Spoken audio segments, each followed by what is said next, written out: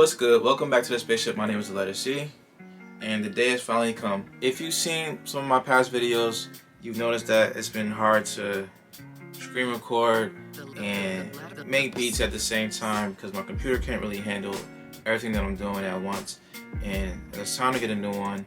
If I had invested in more RAM the first time, I probably wouldn't need to get a new one, but I don't think I can change the RAM in my computer, so I had to get a new computer.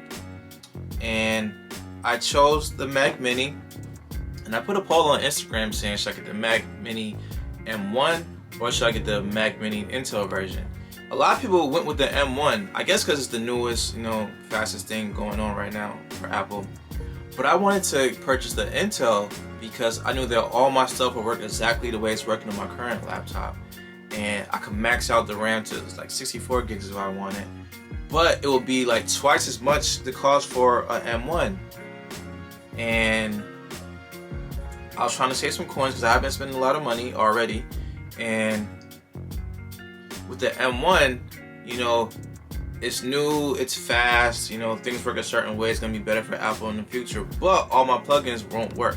So I didn't know what to do for a long time. I watched a million YouTube videos on the M1, and I knew at least Ableton would work. I know Output does not work. Alright, so I thought about it for a long time, and I took a chance, and I bought the M1 Mac Mini. Now I'm gonna see if I made a mistake and still got the Intel, or will this be a great purchase for the future? Let's open it up.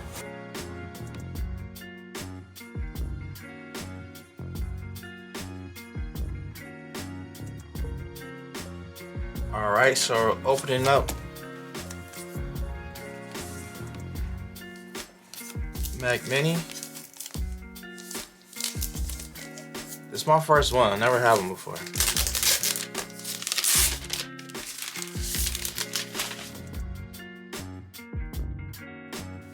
You see the ports. Cool. Got the Apple stickers.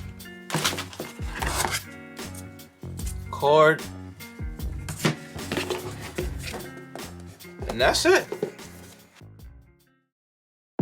Now, one reason I got the Mac Mini is because I saw a YouTube video where someone was controlling their Mac Mini with their laptop and already have a MacBook. So I was like, oh, this is great.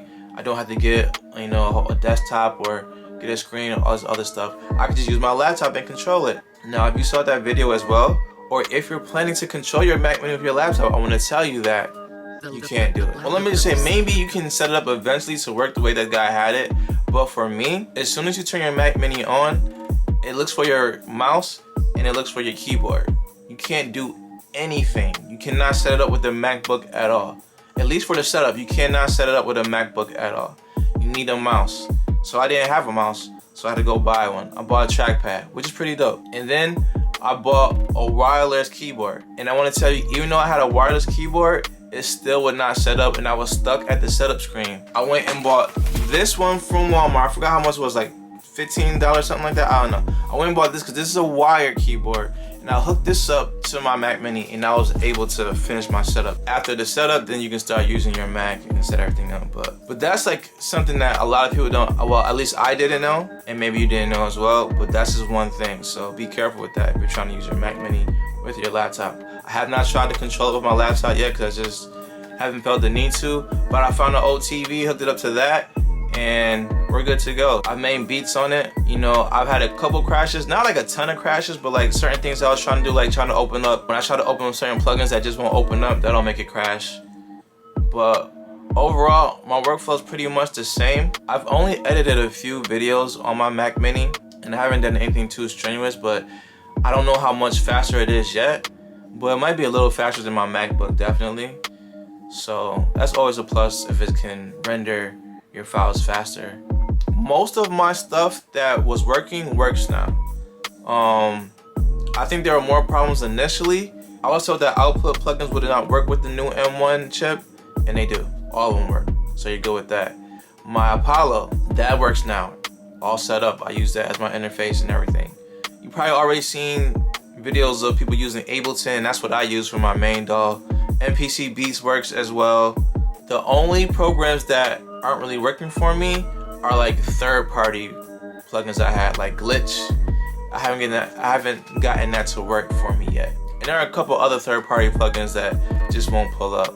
Now my waves was not working at first, but I had to upgrade all my waves to version 12, and they work just fine. Native Instruments, mostly everything works for the most part. There's a little funny situation with the knobs.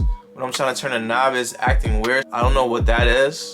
But overall, all the Native Instrument plugins work. So for pretty much, I feel like 85 to 90% of my plugins are working, and that's pretty decent. And hopefully soon everything will be working.